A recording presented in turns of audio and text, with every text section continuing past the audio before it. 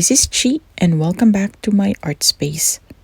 In this video, I am going to unbox, swatch, and do a sample painting of this watercolor set called Crelando, which I got from Lidl's for the price range of between £7 to £8. I can't really remember exactly how much it was because I've bought this a while back, but it wouldn't exceed the £8 mark. I was planning on reviewing this as soon as I got home, but when I put the shopping away, it got tucked away somewhere out of my sight and I eventually forgot about it. And I'm really sorry about that because my aim was to at least share my experience with this paint while it was being sold at Lidl's so that other people can actually buy them because of the really cheap price. I do hope that they restock this in the future and that the overall experience that I will share here on this review might help you decide if you want to give it a go or not. So here on the packaging, you can see that it says 4-piece set, and this piece includes one paint set with 48 colors, one sponge, one water brush, and one palette.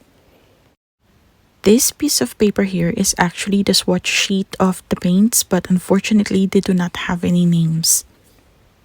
It also shows you the contents of the case at the back, and this is just added information about the company and contact numbers. It is translated into different languages, so I'm assuming that this is widely sold around Europe. So this is the case of the watercolor set. I say case because it is a hard shell. There is a slight scratch over there, but it doesn't really matter to me. There's also a thumb loop so that you can hold it if you want to do plein air painting. That is really handy. And here is the set of 48 paints. I wasn't expecting it to look this good, but it really does. And here is the free water brush pen. I'm not a fan of water brush pens in general, but they are convenient to have if you're traveling. The paints are dry to touch but feels a little bit waxy. The white palette here is actually detachable, which is very useful and handy if you need to clean it. So let's move on to one of the most important parts of this video, swatching. I have prepared some swatch boxes to save time. It's a shame that there are no color names on the box or on the palette. I started swatching them by spraying a fine mist of water on the paints to activate them. The paints felt really creamy, and to be honest, in my opinion, it felt more like gouache than watercolors and applied about the same as a gouache paint. But it does have a certain transparency that the gouache paints doesn't have. I also found that it dries quicker than my other set of watercolor paints. Also, I don't know if you've noticed when I was swatching the paints, the pigments doesn't move as much as other watercolor sets. I can compare this to my Sakura Koi watercolors. They have about the same vibrancy on paper and nearly the same application, although I must say that the Sakura Koi watercolors felt more fluid and the pigments move a little bit better than this one. But still, for £7, it's a bargain. And again, I always say this, that the quality of your paper plays a very big part in bringing out the best out of your paints. And as always, I am swatching on my 100% cotton caddy paper, and I really do think that it helps bring out the vibrancy of these paints. Now on to one of my most favorite parts in doing these videos, testing the paints by painting. This time, I am freehanding my piece for this watercolor set. I did not do any line arts, and I'm just doing some floral designs. I am painting on 100% cotton watercolor paper postcard by Hamdmade. The colors are still showing up as vibrant even on a different brand of watercolor paper, although this is still meant to be 100% cotton, and I think 100% cotton papers thus bring out the best out of watercolor paints.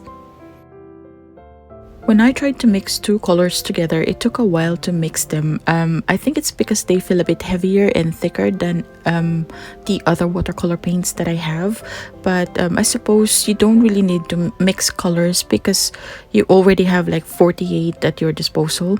But then again, if you want it to be in a certain like a darkness or a different hue, just a slight adjustment to the colors and you want to mix two colors together, just a heads up, it might take a while for them to blend fully, but it's still possible to do it. To be honest, I didn't really have any high expectations when I got this set, especially because it looks so much like a children's watercolors. But as I've said earlier, it is comparable to my Sakrakoy watercolor paints. So if you like collecting watercolors or if you want to explore different techniques, this is definitely a good set to have on hand, especially for practicing. I just want to recap with you. So this is the dried swatch sheet that I made from Crelando's 48 set of watercolors. And unfortunately, it is chalky and there is a minimal transfer of colors on the tissue that I had. But this is the finished product on the 100% cotton watercolor paper postcard. So here's comparing it with a Sakrakoy watercolor set. I think they are the closest. And here's my White Nights pastel watercolor set, Winsor & Newton Cotman set, the Mungi watercolor set, my artist grade White Nights watercolor set, and Schminke Horadam aquarelle. I also included the Koiner Anilinki set and my Rower & Klingna and Winsor & Newton inks, but they are dye-based, so really the perfect comparison is the Sakrakoy watercolors. Again, thank you for watching. This is Chi and see you on the next one. Bye!